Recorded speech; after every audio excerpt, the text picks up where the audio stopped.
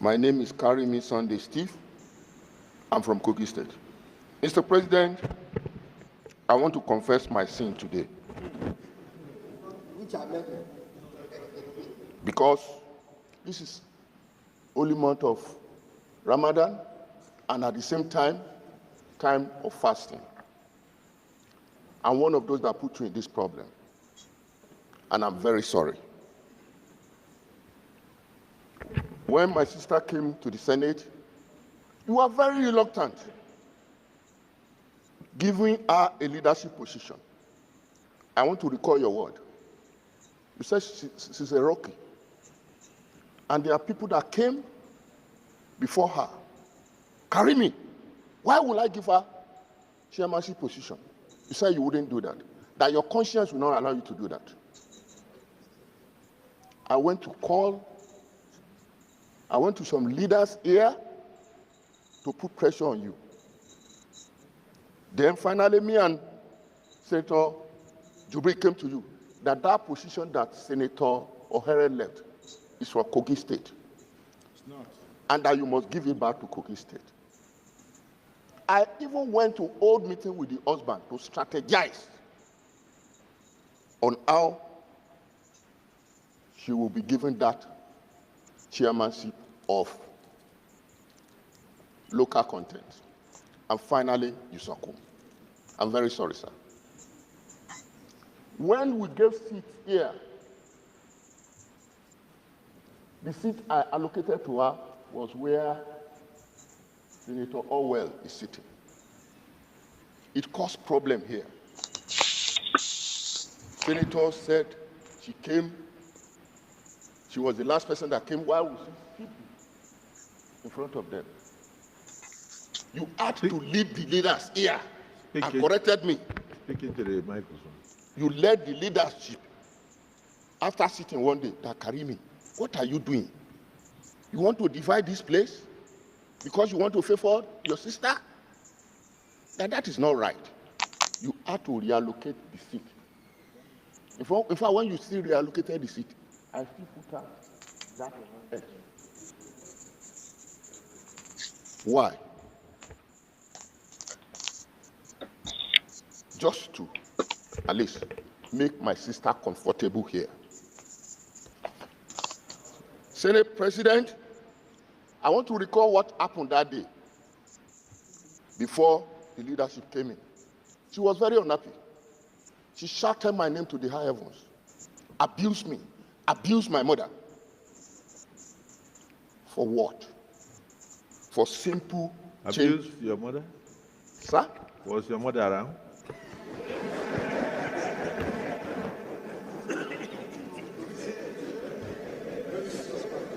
Mr. President, it's very important you listen to me, my colleagues.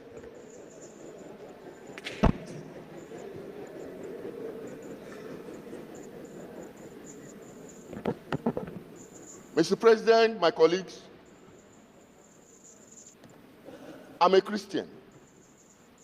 And I know in the book of Matthew chapter 5, verse 9, the Bible says, "Blessed are the peacemakers, for they shall be called sons of God." Because of that, I did a private chat to her. I want to read it. Yes, for this purpose. Madam, why not take a part of peace? Apologize to the leadership and your colleagues and move on. One that seems your enemy today can still be your friend tomorrow. It is not even healthy to keep warning always. My sincere advice. I hope you are not offended. I also followed up. If at all you need my support in carrying out my suggestion, you can have my back.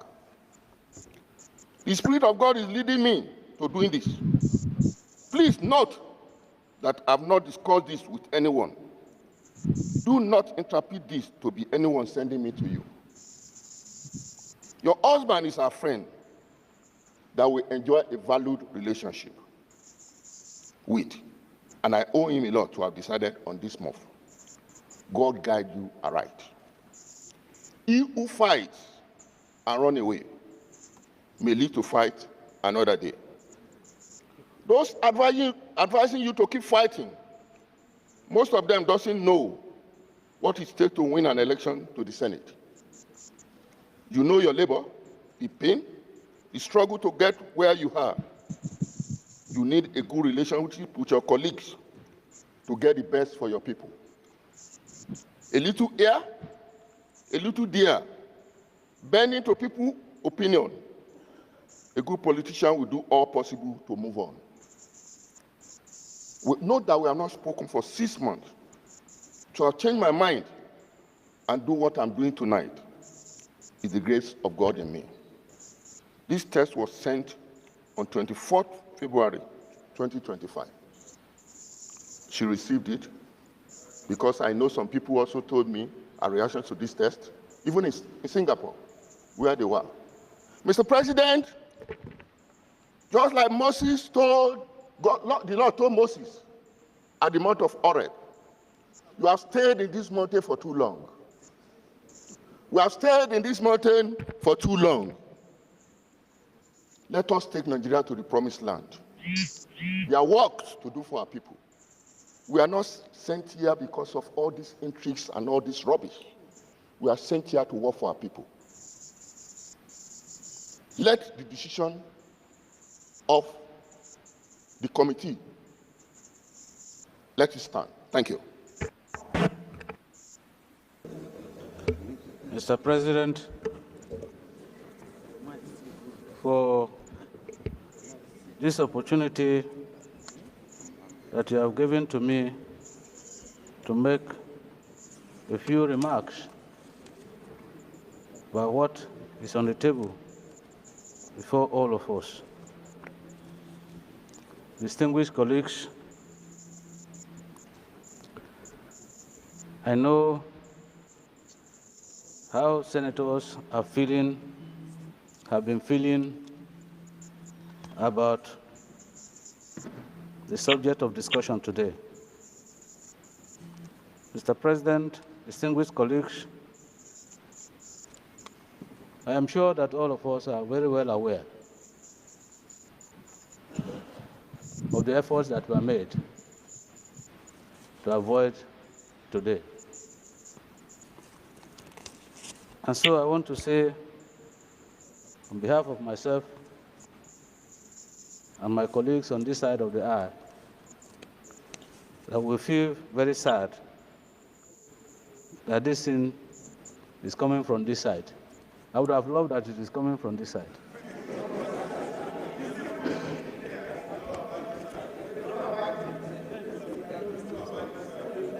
Mr. President, I want to say without any fear of contradiction, it is very, very unfortunate that it has come this way.